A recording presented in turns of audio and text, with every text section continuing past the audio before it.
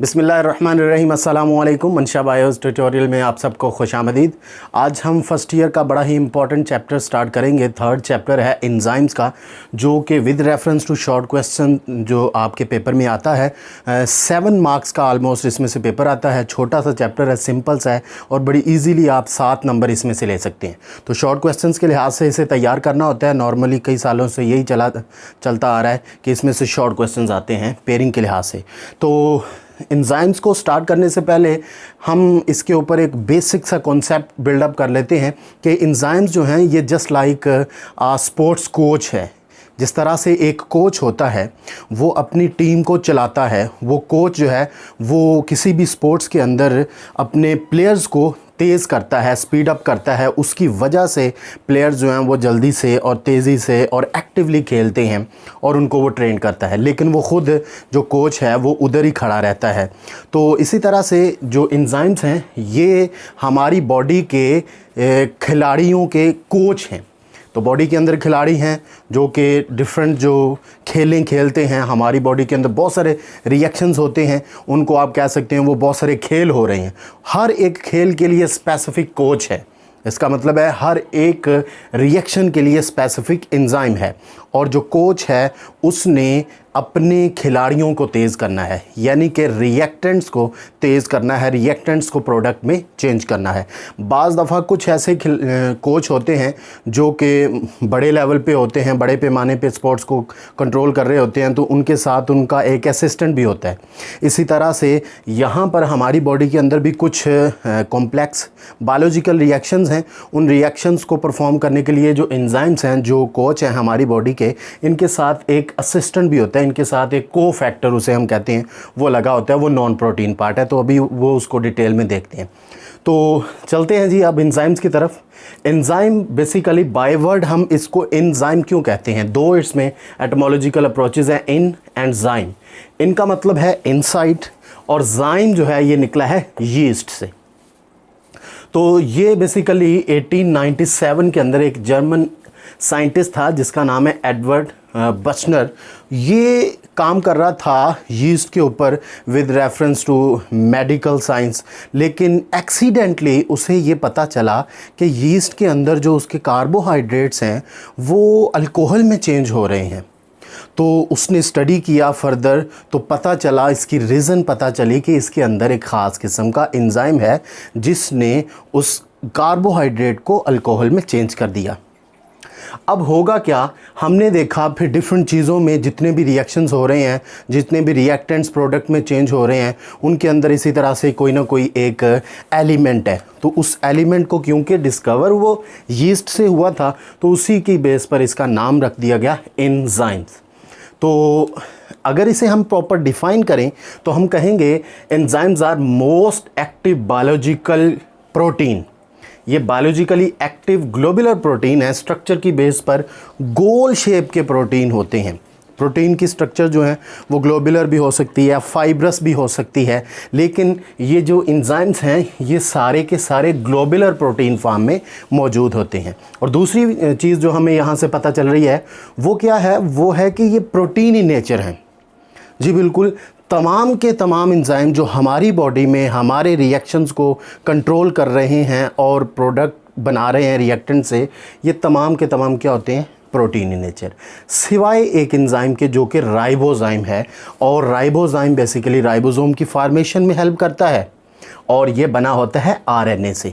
इसके अलावा बाकी तमाम किस्म के जो एंजाइम्स हैं दे हैव प्रोटीन नेचर, और वो प्रोटीन किस किस्म का? ग्लोबुलर। फिर हमने कहा कि ये काम क्या करते हैं, तो by working they act as biocatalyst. Catalyst हम उस चीज़ को कहते हैं जो भी किसी चीज़ को तेज़ करे। तो बायो कैटालिस्ट लिविंग ऑर्गेनिज्म के अंदर पाए जाने वाले रिएक्शंस को स्पीड अप करने वाला ये एक मॉलिक्यूल है। और आगे हमने लिखा है स्पेसिफिक फॉर रिएक्शंस। जितने भी बॉडी के अंदर रिएक्शंस हो रहे हैं उनके लिए स्पेसिफिक अलग से एंजाइम होता है। जैसे हमने एग्जांपल ली कि एक क्रिकेट का कोच अलग होगा, फुटबॉल का अलग होगा, रग्बी का अलग होगा, जितने भी स्पोर्ट्स हैं उनके लिए अलग अलग सेपरेट और स्पेसिफिक उसी फील्ड का जो माहिर एक्सपीरियंस है वो होगा कोच, जो कि आगे खिलाड़ियों को लेके चलेगा। ऐसे ही हमारी बॉडी के अंदर जितने भी रिएक्शंस होते हैं उन तमाम रिएक्शंस के लिए स्पेसिफिक अलग से एंजाइम होता है और वो उसी रिएक्शन में हिस्सा लेगा, किसी दूसरे रिएक्शन में हिस्सा नहीं लेगा। और किसी भी रिएक्शन में हिस्सा लेने वाला एंजाइम जो है वो खुद प्रोडक्ट में चेंज नहीं होता। जैसे कोच है वो खुद नहीं खेल रहा होता, वो अपने खिलाड़ियों को खिला रहा होता है। और ये भी हमारे जो एंजाइम्स हैं ये रिएक्टेंट्स को प्रोडक्ट में चेंज करते हैं, लेकिन ख़ुद अपनी नेचर उसी तरह की रखते हैं, खुद उनमें कोई चेंज नहीं आता। आगे है जी स्ट्रक्चर ऑफ एंजाइम। एंजाइम की जो स्ट्रक्चर है या शेप है वो किस तरह की होती है। आप देख सकते हैं कि हमने यहाँ पर एक स्ट्रक्चर बनाई है, ग्लोबुलर फॉर्म में गोल शेप है, ठीक है। तो ये अगर एंजाइम के हम हिस्से देखें, दो हिस्से हैं, एक ग्लोबुलर हिस्सा, गोल हिस्सा, इसको कहते हैं एलोस्टेरिक साइट, एलोस्टेरिक साइट, और दूसरा है ये वाला हिस्सा जो कि मोस्ट एक्टिव हिस्सा है, दैट्स वाई इसे कहते हैं एक्टिव साइट। यही किसी भी रिएक्शन में इन्वॉल्व होता है, यही वो हिस्सा है जिसकी वजह से रिएक्टेंट इसके साथ अटैच होते हैं और प्रोडक्ट में चेंज होते हैं। तो यहाँ पर आप एग्जाम्पल इसकी ले सकते हैं कि जिस तरह से एक हमारा कमरा है, उस कमरे में पूरे का पूरा एक जो कमरा है और साथ में एक साइड पर छोटा सा एक हिस्सा है जिसे हम डोर कहते हैं, दरवाज़ा। तो आप उस कमरे से काम पूरी के पूरी उनकी दीवारों से तो नहीं लेते, आप मेन काम उसके दरवाज़े से ले रहे हैं। कमरे के अंदर आना है, कमरे के बाहर जाना है, उसी दरवाज़े को यूज़ करेंगे। ऐसे ही एंजाइम जो है इसकी जो एक्टिव साइट है ये इसका दरवाज़ा है, जिसने भी इसके साथ अटैच होना है, जिसने प्रोडक्ट में चेंज होना है वो एक्टिव साइट के ज़रिए से होगा। बाकी सारी स्ट्रक्चर मेंटेन करने के लिए ये वाली साइट है, ठीक है। जैसे दीवारें बनाई हैं वो कमरे की शेप को मेंटेन करने के लिए हैं, लेकिन उससे काम हम दरवाजे के ज़रिए से ले रहे हैं। तो एलोस्टेरिक साइट जो है वो कहता है हंड्रेड्स ऑफ अमीनो एसिड से मिलकर बनती है और ये ग्लोबुलर स्ट्रक्चर को मेंटेन करती है। इसी तरह से एक्टिव साइट जो है वो 3 to 12 अमीनो एसिड से मिलकर बनती है और ये small catalytic activity restricted to a small portion. Catalytic activity जो एंजाइम की है, जो एंजाइम ने काम करना है वो काम कहता है इसी हिस्से में छुपा हुआ है और ये चार्ज बेयरिंग साइट होती है। ये एक्टिव साइट इसीलिए है क्योंकि ये बायोलॉजिकली एक्टिव है, ये काम करती है, इसने रिएक्टेंट को प्रोडक्ट में चेंज करना है। दैट्स वाई इसकी डेफिनेशन ये भी है कि चार्ज बेयरिंग साइट है कि जिसके साथ अटैच होता है रिएक्टेंट या फिर catalytic activity restricted to a small portion known as active site. अब हमने यहाँ पर एक फ़्लो चार्ट बनाया है, इसमें आप कॉन्सेप्ट बिल्ड कर सकते हैं कि कौन सा एंजाइम जो है वो किस तरह का होता है। सबसे पहले होलो एंजाइम, होलो को नॉर्मली आप कह सकते हैं कंप्लीट एंजाइम।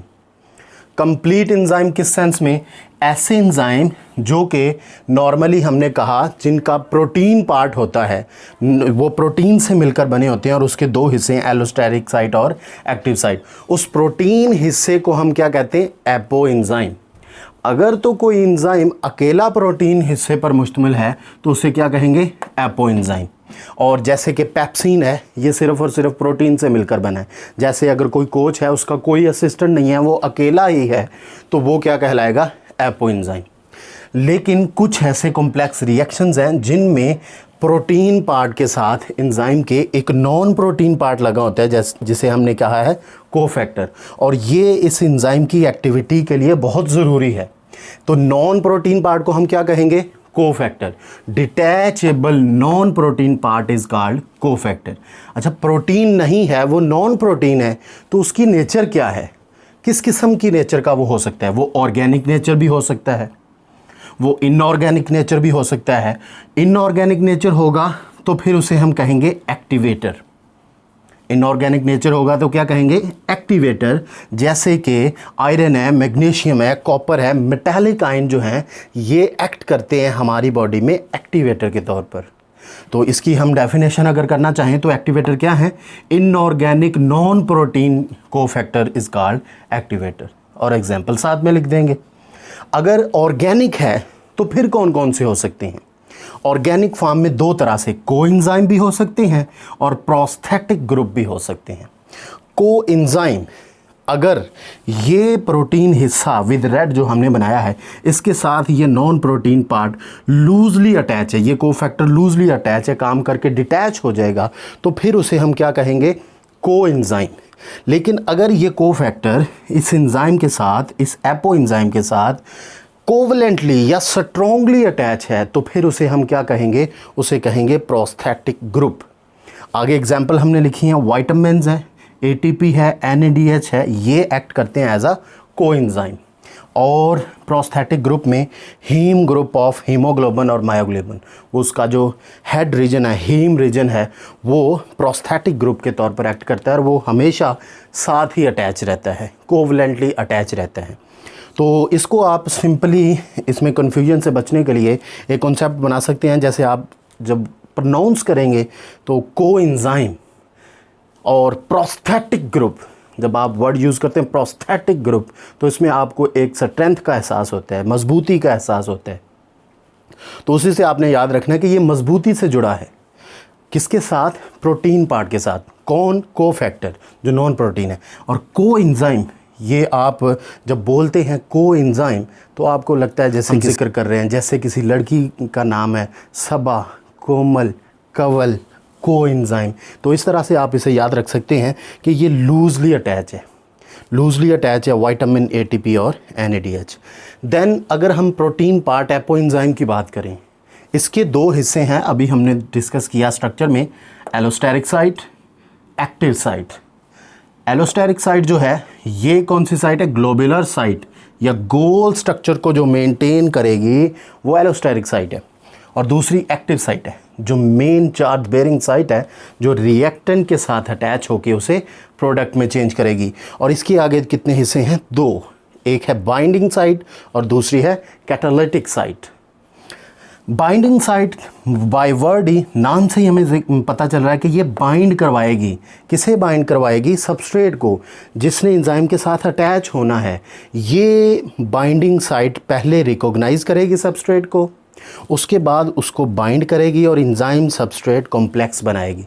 ठीक है, जिस तरह से हमने कहा एंजाइम कोच है, तो कोच के साथ उस खिलाड़ी को मिलवाएगी पहले, और वो खिलाड़ी जो है, वो कोच जो है, वो देखेगा कि ये खिलाड़ी हमारा अपना ही है, इसको खिलाया जा सकता है, उसके साथ वो मिलेगी, उसकी टीम का हिस्सा बन जाएगी। तो ये बाइंडिंग साइट का काम है, सिंपल। बाइंडिंग साइट के बाद कैटालिटिक साइट है, दूसरी साइड जो है इसे हम कहते हैं कैटालिटिक साइड, जो कि कैटालिसिस करवाती है और उसके बाद प्रोडक्ट की फॉर्मेशन करवाती है। तो सिंपल, ये कोच है, कोच मेन, और ये उसका असिस्टेंट है। ठीक है, कोच ने दो मज़ीद बंदे रखे हुए हैं, एक जो है वो सबस्ट्रेट की खिलाड़ियों की पहचान करके उसे टीम का हिस्सा बनाता है, दूसरा उसको टीम के अंदर खेलने की इजाज़त देता है या ट्रेनिंग देता है। तो ये दो हिस्से हैं प्रोटीन पार्ट या एपोएंजाइम के। नॉन प्रोटीन पार्ट भी बाज़ दफ़ा एक्टिविटी के लिए ज़रूरी होता है, जिसे हम कहते हैं कोफैक्टर। अब हम अगर देखें एंजाइम कहाँ पर मौजूद होते हैं, ये बड़ा एक इम्पॉर्टेंट शॉर्ट क्वेश्चन हो सकता है। एंजाइम की अकरेंस जो है वो साइटोप्लाज्म में हो सकती है, डिज़ोल्व फॉर्म में।